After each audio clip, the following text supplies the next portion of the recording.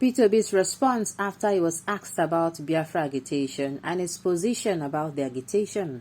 Welcome to the news and thank you for tuning in to listen. Peter Obi and his running mate Dati Baba Ahmed discussed their vision for a new Nigeria with Kadari Ahmed at Presidential Town Hall Series. Peter Obi revealed this on his social media handle on Twitter a few minutes ago, and he decided that he is grateful for the opportunity to be there. Some of the questions he answered during the program were about his position on the Biafra people agitation and his position about it.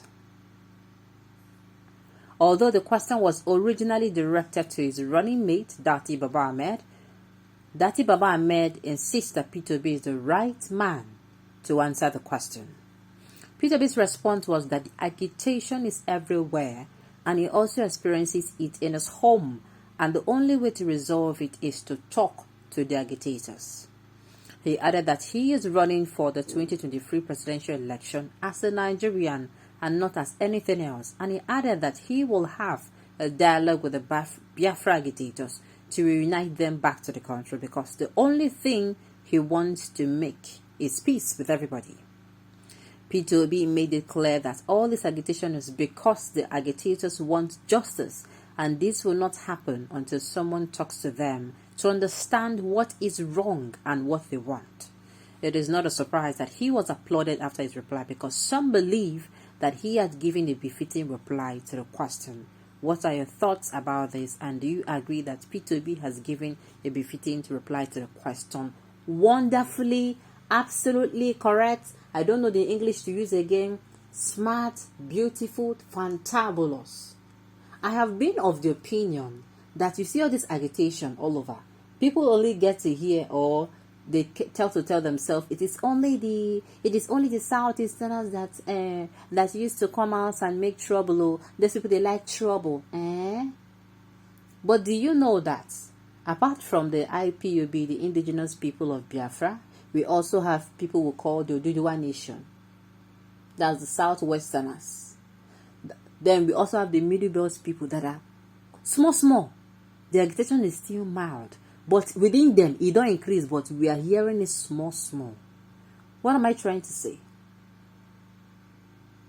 I said previously that we have people. It is not just the indigenous people of Biafra. So what do you do to get these people? And I said before, this is ever before Peter B came out and they asked him this question, that the best thing to do to be able to get these people to calm down, is to listen and dialogue. Is to dialogue with these people. Dialogue is talk to me and I'll listen, not talk at me. You don't stand at the presidential level and talk at the Biafrans and tell them, you people have to behave, you people have to do this, you people have to... No. You talk to them, you bring them together, everybody sit down. What's the problem? And you hear from them. You hear from them, they speak to you, you hear how they feel. You talk to them, you have a chat with them, and they can tell you what the problem is, just like he said here. He said he is going to... he said Peter Obi made it clear that all this agitation, I don't misquote him, is because the agitators want justice, number one. Not just justice, they want equity, they want fairness and justice, like I always say. And this will not happen until someone talks to them to understand what is wrong. If you don't understand them, you keep assuming. That is why the talking is very important. The dialogue is very important. I have given us a scenario severally here about maybe you have a child, and that child used to be very loving, sweet, very calm child. Anybody, your child is very behaved. You understand? And all of a sudden, this child starts, changing. He's no longer talking to you. He's now rebelling against you. Something is wrong. If you don't see that child, if that child is a teenager, if you don't sit that child down and talk to him and try to understand where he's coming from, I tell you, no matter any parenting this way you use, it not go work. If you think it is by grounding him, it will not work. If you think it's by giving him what he wants, it will not work, because you are not still dealing with the problem. So you have to dialogue with these people. Understand where they are coming from so that you can understand where you can go to find the solution to the problem. And that is what he said here. Sincerely so, his answer is, like I said before, very fantabulous.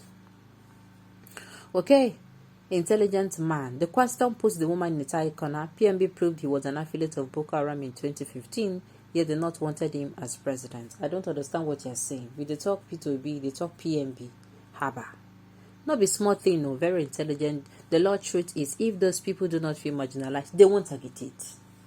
I have said it before that, do you know that after the dialogue, if you have a president that comes in and want Nigeria to really unite and really want to put in the work, we are going to have the dialogue. And after just the dialogue, it's not just the dialogue, oh, these people will see conscious effort from the side of the government. If it is, let's say, for instance, agitating that they're not treated fair, they're not being treated fairly, equal, that, you know, they are being excluded.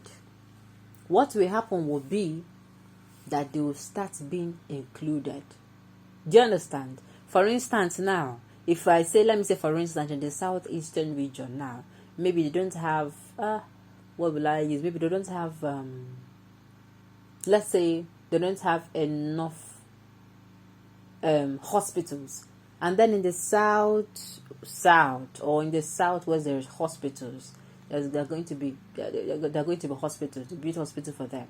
And maybe then in the south, in order for them not to feel excluded, you look for something they don't have. Maybe they don't have, maybe they don't have, let's say, schools. You put more schools for them. Do you understand? Just to make sure everything is fair and just. The Igbo people are so irrational, so no Igbo elders, personal governor, or political dignitary have spoken to these criminal Biafra agitators before now.